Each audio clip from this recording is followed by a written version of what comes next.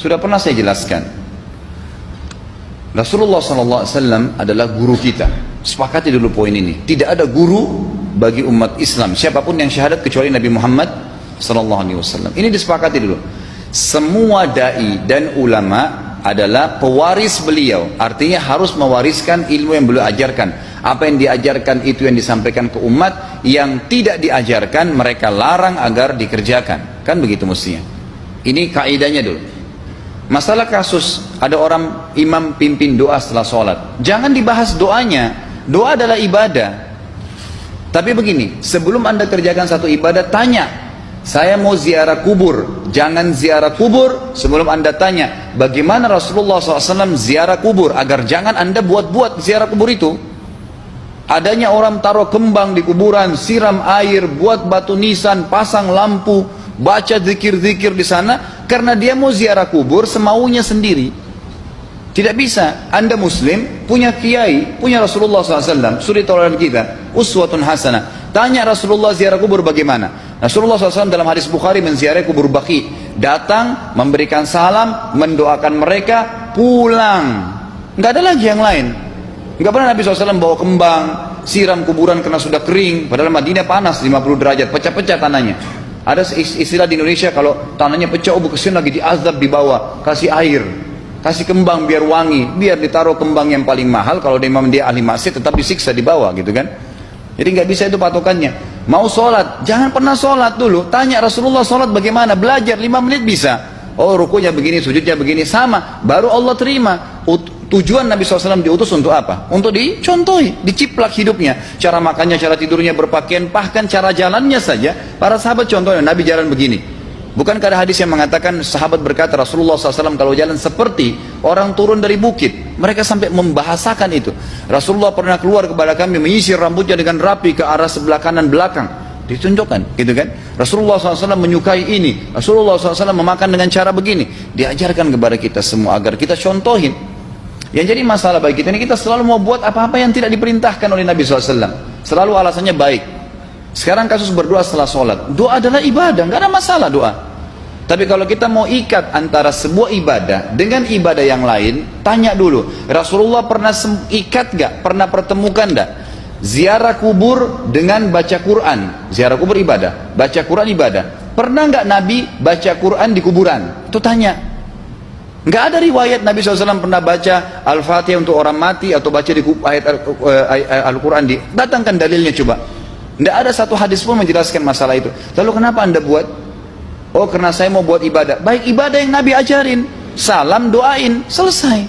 Jangan lebih daripada itu. Masa anda lebih pintar dari Nabi Muhammad SAW?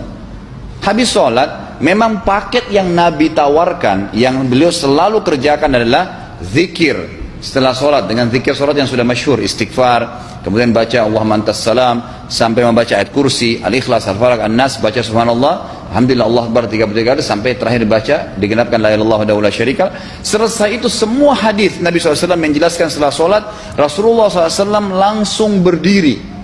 Memang beliau tidak pernah berdoa habis sholat waktu itu. Memang begitu. Bukan doanya yang jadi masalah, bukan. Karena Rasulullah tidak kerjakan, jadi kita tidak kerjakan. Saya tekankan dalam pengajian saya, kalau anda punya hajat berdoa, berdoalah setelah sholat ba'diyah. Insya Allah aman. Karena sudah lepas dari paket yang Nabi tentukan. Selama Rasulullah SAW sudah mencontohkan dan memerintahkan sebuah perbuatan, ditentukan tempatnya, jumlahnya, waktunya, jangan pernah dilanggar.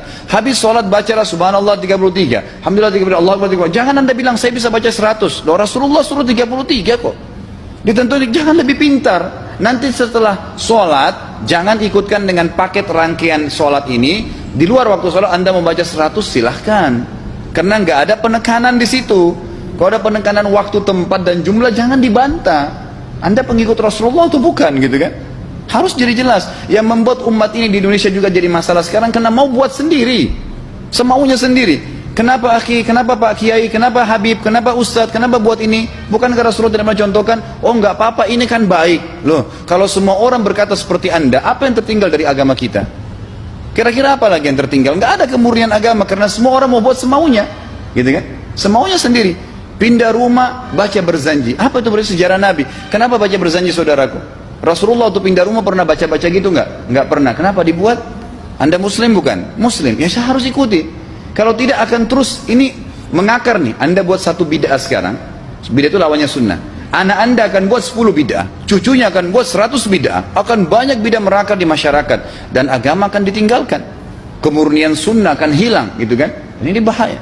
Ingat, Nabi SAW mengatakan kepada kita dengan hadis yang sangat jelas. Hadis sahih riwayat Imam Ahmad bunyinya begini, semoga Allah merahmati umatku yang menukil dariku seperti apa yang aku ajarkan atau sebutkan. Sampai ulama hadis mengatakan Nabi ucapin habis sholat astagfirullah, maka sahabat tidak ada berani yang menambah azim. Nggak ada sahabat yang bilang astagfirullah azim habis sholat, nggak ada. Astagfirullah saja, karena Nabi ucapin itu. Mereka mengakui tidak lebih benar daripada Nabi SAW. Kenapa kita harus tambah astagfirullahaladzim, wali walidayya, wali muslimin, panjang? Dari mana ini semua? Ditambah-tambah, diembel-embelin, kenapa? Akhirnya keluar dari ajaran Nabi Muhammad SAW. Ini masalah gitu kan? Kenapa harus dilakukan? Peringatan maulid Nabi sudah sering saya ingatkan. Anda tanya semua yang buat maulid, kapan maulid itu sejarahnya ada? Semua buku sejarah menjelaskan tahun 230 Hijriah. Nabi meninggal tahun berapa? 11 Hijriah. Gitu kan? 11 Hijriah. Lalu kenapa harus ada dilakukan? Dan dari mana sejarahnya? Yang membuat pertama adalah orang-orang Syiah. Sejarahnya jelas dari Fatimiyah. Semua buku sejarah sepakat mengatakan bahwasanya maulid munculnya di zaman Fatimiyah. Dinasti Fatimiyah, orang-orang Syiah di Mesir, gitu kan? Dan mereka punya 6 macam maulid yang sampai hari ini masih dikerjakan di Iran. Ada maulid Nabi SAW, Hasan, Husain, Ali, Fatimah, dan raja mereka. Sampai hari ini masih ada. Kenapa orang-orang waktu baca maulid, baca salawat sambil berdiri pegang tangannya taruh di dada? Karena keyakinan orang Syiah, ruhnya Nabi SAW sedang lewat. Anda tahu nggak itu? Banyak orang kita buat tidak tahu. Yang penting bahasa Arab ikut saja, gitu kan?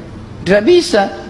Nabi SAW tidak pernah rayakan. Pernah ada yang bilang sama saya, Ustaz, kan Nabi SAW pernah bilang, waktu ditanya tentang puasa Senin, beliau mengatakan hari itulah aku dilahirkan. Terus kenapa? Berarti boleh merayakan ulang tahun hari Senin, gitu kan? Tidak. Nabi SAW cuma menginformasikan bahwasanya beliau lahir di hari Senin, dan beliau tidak pernah ngumpulin sahabat untuk baca bersama-sama, merayakan hari raya. Beliau tidak pernah. Kalau itu benar, Nabi nggak bakal tinggalkan kok. Ibnu Katsir rahimahullah, garis bawahi poin ini. Ibnu Katsir rahimahullah dalam tafsir beliau, tafsir Quran Azim, dan subhanallah Ibnu Katsir ini kata ulama hampir semua kalangan golongan itu banyak memakai madhab, banyak memakai buku beliau, walaupun berbeda dari sisi pemahaman yang lain, tapi tafsirnya kebanyakan kembali ke tafsir beliau. Beliau mengatakan tafsir surah Al-Maidah ayat 3 yang bunyinya a'udzubillahi minasyaitonir rajim, al-yawma akmaltu lakum dinakum, hari ini saya sempurnakan agama kalian, kata Allah, ya. Wa atmamtu alaikum nikmati, saya sempurnakan nikmatku pada kalian, artinya tidak butuh yang lain. Wa raditu lakumul islam madina, saya ridho Islam sebagai agama kalian. Kata beliau, ayat ini turun menandakan dan memastikan bahwasanya Nabi Muhammad SAW tidak meninggal dunia kecuali sudah mengajarkan semuanya, yang hitam, yang putih, yang gelap, yang terang, yang susah, yang muda, ya, semua dijelaskan. Siapa, kata beliau, yang menganggap masih ada sesuatu yang harus ditambahkan setelah Nabi SAW meninggal dan turun ayat ini, maka dia adalah ahli bid'ah. Dia orang yang membuat-buat agama. Nabi sudah ajarkan semua, selesai. Jangan ditambah, jangan dikurangin. Kita tidak lebih pintar dari Nabi SAW. Nabi nggak pernah rayakan hari lahirnya, jangan dirayain, selesai. Emang kenapa kalau kita nggak rayain? Kenapa? Tangan kita terputus? Enggak. Masih banyak ibadah yang disunnahkan gitu. Sama dengan kasus Isra dan Mi'raj, kejadian besar dalam Islam. Tapi Anda boleh kembali kepada semua buku sirah. Saya tantang semua buku sirah Anda kembali, insya Allah yang berpegang pada Al-Quran dan Sunnah, memang ada dasar wahyunya, maka semua akan menjelaskan. Nabi SAW setelah pulang dari Isra dan Mi'raj tidak pernah mengumpulkan sahabat-sahabat untuk merayakannya setiap tahun, tidak pernah. Boleh dipelajari, iya, setiap hari, tapi ditentukan tanggalnya lalu dibuat acara. Tidak pernah Nabi SAW buat itu. Lalu kenapa Anda buat? Kalau Anda mau tetap buat, ya silahkan, itu hak terserah Anda. Tapi saya ngajak kepada Anda kembali kepada kemurnian ajaran Nabi SAW. Kita tidak akan pernah kembali, kata Syekh Utsaimin rahimahullah, umat Islam ini akan kembali kepada kejayaan mereka kalau mereka betul-betul kembali kepada ajaran Rasul mereka Muhammad SAW. Murnikan ajaran Nabi, yang jalankan seperti yang beliau ajarkan, selesai, akan aman. Pasti akan kembali kejayaannya. Kita nggak bisa saling menghardik, saling menyalahkan yayasan ini, organisasi ini, kelompok ini, karena masing-masing mau beristidlal sendiri, mau menjalankan sendiri hukum-hukum agama ini, bukan mengikuti sunnah Nabi SAW. Jemaah haji kita, jemaah umrah, datang ke Mekah, tur dalam kota Mekah, naik ke gunung untuk lihat Gua Hira. Kenapa naik ke Gua Hira? Oh, Rasulullah pernah di sini. Baik, saya jelaskan. Nabi Muhammad SAW ke Gua Hira sebelum turunnya wahyu. Dan beliau terakhir sekali di Gua Hira pada saat menerima Iqra bismi rabbikal ladzi khalaq. Itu saja. Setelah kejadian itu, beliau turun dari Gua Hira. Dari waktu itu sampai meninggal, Nabi SAW tidak pernah ke Gua Hira lagi dan tidak pernah suruh sahabatnya ke Gua Hira. Kenapa anda ke Gua Hira? Sampai naik 3 jam ada yang jatuh mati. Karena jahil, tidak tahu pemahaman agamanya. Nggak bisa begitu. Cukup dikenang iya. Kecuali Nabi SAW suruh, datangilah Gua Hira, ya silahkan. Gitu kan? Kalau enggak, kan begitu. Masalah Isra Mi'raj, saudaraku, kejadian besar. Ambil ibrahnya, yang penting ilmunya. Oh, salat 5 waktu, kejadiannya pernah gini. Ada kebesaran Allah, ambil pelajarannya iya. Yang Nabi tidak contohin, maka jangan dikerjakan. Hanya itu saja.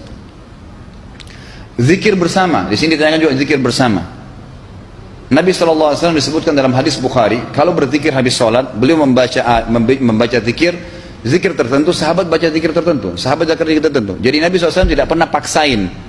Nggak pernah Nabi misalnya baca ayat kursi, harus semua sahabatnya ikut ayat kursi, enggak. Nabi SAW baca ayat kursi, si fulan baca al-ikhlas, si fulan baca subhanallah, masing-masing. Dan ingat, Allah SWT mengatakan apa? Tentang masalah zikir dan doa ini. Ya. Dikatakan, ya, kita harus berdoa kepada Allah, ya, wadunal jahri minal qawli bil gudui wal asal wala takum minal ghafilin.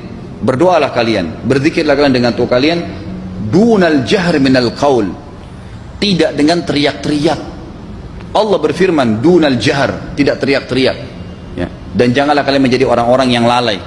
Makanya pernah ada sahabat, waktu Nabi SAW berkata begini, dalam hadis Bukhari juga, waktu pulang dari salah satu perjalanan, kalau kalian sedang menukik, kuda, unta lagi menukik, bertakbirlah, bilang Allahu Akbar. Kalau kalian sedang turun, menuruni sebuah lembah, bertasbihlah, bilang Subhanallah. Ada satu sahabat Badui, orang dari padang pasir, semangat dia jalankan sunnah Nabi. Waktu kudanya lagi naik, Allahu Akbar, dengan suara keras dia teriak. Jalankan sunnah kan? Tapi teriak ya. Apa yang terjadi? Nabi SAW panggil, ditepuk pundaknya, Nabi mengatakan, pelankan suaramu. Zat yang sedang kau panggil tidak tuli. Allahu Akbar. Cukup. Ada apa? Kecuali di medan perang lain, nakutin musuh. Gitu kan? Untuk apa takutin kuda sendiri? Nggak perlu. Gitu kan? Jadi mengikuti sunnah Nabi dengan ilmu yang benar, itu akan membawakan ketenangan hidup. Yang buat kacau kita ini jadi kacau karena mau membumbu-bumbui macam-macam ditambah-tambah.